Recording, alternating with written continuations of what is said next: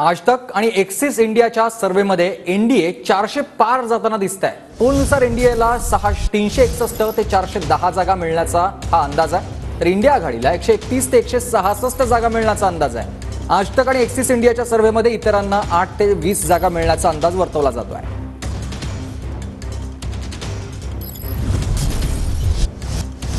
तर आणखी एक महत्त्वाची बातमी, पंजाबमध्ये इंडिया आघाडीला यश मिळतंय, एक्झिट पोल असं सांगताय। पंजाबमध्ये इंडिया आघाडी 8, एनडीएला फक्त 2 जागा मिळतात असा पोल आहे। पंजाबमध्ये इतरांना 3 जागा मिळतील असा देखील एक्झिट पोल आलेला आहे। तर ग्राफिक्सच्या माध्यमातून आपण बघतोय, पंजाबमध्ये एकूण 13 जागा आहेत, तर त्यापैकी भाजपाला 2 जागा मिळणार आहेत, काँग्रेसला 4 जागा आणि आपला 4 जागा या ठिकाणी मिळताना पाहायला मिळतात।